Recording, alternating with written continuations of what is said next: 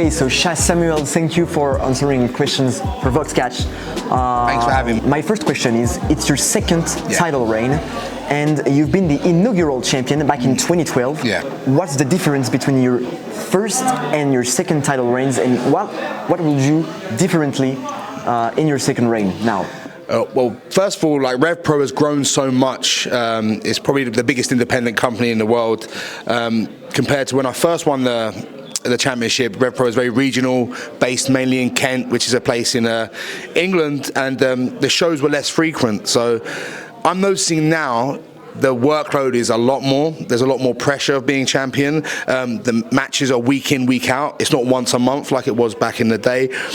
And there's more eyeballs on you. So now you're champion of RevPro. It comes with a bit of, it comes with the eyeballs of the wrestling world. So people see what you're doing. They expect a lot more. They expect the best because RevPro is pro wrestling at its best. So nowadays there's a lot of expectation when you're the champion, and you walk into matches expecting to go to war. And the roster today is a lot deeper and a lot better than it was back when I first was the champion. And that's no disrespect to the guys back then, but it's the reality. Any industry you're in, people evolve and get better and better and better. Like in such a small space of time, I've wrestled Luke Jacobs, who's probably one of the best wrestlers in the world, followed by Michael Oku, tag matches with the Young Guns, who are the best tag team in the world, Connor Mills, Jay Joshua. These are the best wrestlers, not only in the UK, in Europe, and maybe even the world. So the matches come thick and fast, and there's no time to rest. Whereas before, champion, one big match, 3 to 4 weeks off, another big match. Whereas now it's week in, week out. And like I said, with RevPro on demand and the internet being so big, social media, the expectation is big. But I'm loving it. I love the pressure. I love to prove people wrong, you know? And physically, how is it? Because you say it's week in and week out, so physically, how do you manage to keep these matches, these great matches going on? Yeah, I'll be honest, like this run from winning the title in August, right now we're only in August, 2 months. Obviously being older, I need more time to recover, but I don't get that luxury because it is week in, week out. This run has probably taken the last few years off my career. I've had a lot of little nagging injuries. I got cut open, a hole in my head, I had a filling knocked out, my lower back, so I had to get flared up. I've been kicked in the ribs so hard that I bruised intercostal muscles. But this is something we don't really say. It's just part and parcel of being a pro wrestler. We get hurt, we dust ourselves off, and we come back next week to do it all over again. And that's just the reality of being not only a pro wrestler, but being a champion in the top independent company in the world. I would like to ask you, in England, in the UK, how the wrestlers do see France, and how do they think about France when they're thinking about the crowd? Right. So even before, like obviously, when WWE came to France and it put a spotlight on how crazy and amazing the fans are, the noisiest, and they just want to be part of the show and having the time of their lives. Before that even was put under the spotlight by WWE, the guys in the UK who wrestled here regularly would always say France has the best crowds in the world. There was even before people would always say, France, you got to watch France. Something's happening in France. There's something happening there, and obviously all the talent, all the wrestlers speak, and they all. I never had the opportunity to wrestle here until now. I mean, I had opportunities maybe 10, 12 years ago, but with real life work, it never really aligned. But the anticipation now of being in France, Lyon, France, right, is so exciting because, like I said, all the guys, all the talent in the UK who wrestle here regularly, really sing the praises of the fans, the best fans in the world. Do you know some French wrestlers? I've actually, because I teach at the London School of Wrestling, and I've had some French wrestlers come over, so all-in weekend. The first one in, when was it, 2023 the first one, or 2024? 2023. So 2023 and then 2024, we had a lot of French wrestlers come to the class, and so many to mention. But yeah, obviously Kuro, the kid, is the big one for us. The APC champion right now. Yeah, I would say every time I see him, he has an aura about him, a star quality. I don't want to put him over too much. I don't believe in putting over people too much. But the few times I've seen him wrestle, he's been a show stealer.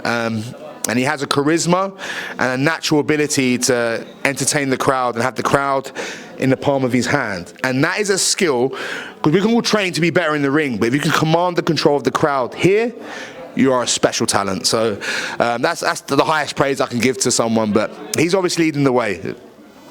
We're gonna show him that. Don't feed his ego too much. Just know it. He's a humble wrestler. He's a lovely guy. He really is.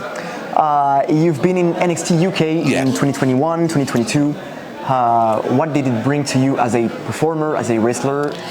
And do you think the idea of NXT Europe can still exist? And is it a good idea for indie wrestlers? Well, I would say, speaking for myself, right?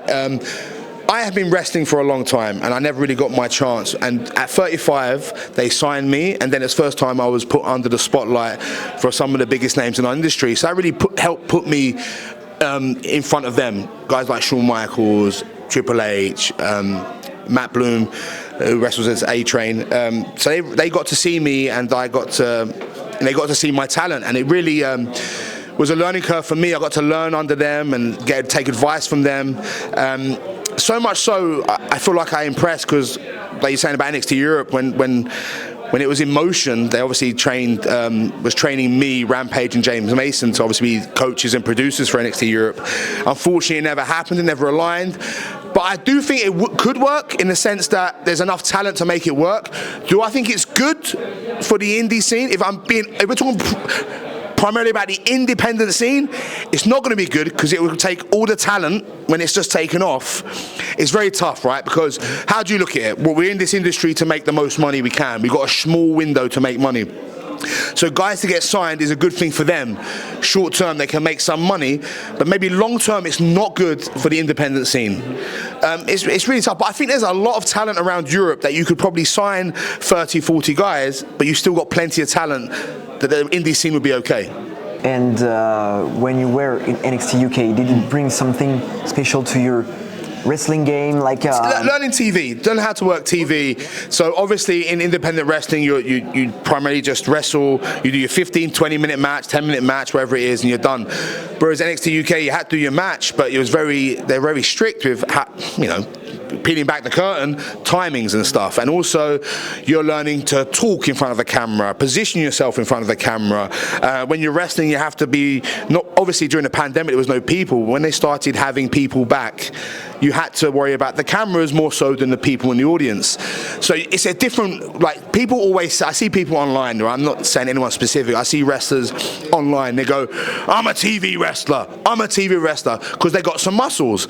No, you're not. Like, being a TV wrestler is a different ball game. Also, it's not so much having muscles and looking good on camera. It's about working the camera, knowing where everything is. And a TV match is different from a match on a show. I personally believe a match in independent wrestling, you're getting more bang for your buck. You're getting more value for money. Guys are going above and beyond. They want to be the best match on the show. You're working for TV, it's not about that. It's about doing the job for a TV show. It's not even wrestling, it's television. It's a television show. Maybe this is too much inside information, but I feel like this is enough knowledge that everyone has. That's why the independent wrestling is special, and it was special so much. But even before AEW came back, I thought the independents were at its peak. There was so much talent. There's so much talent on the independent scene, but I feel like it's getting back to that now, especially in Europe. I feel like there's so much independent talent in Europe.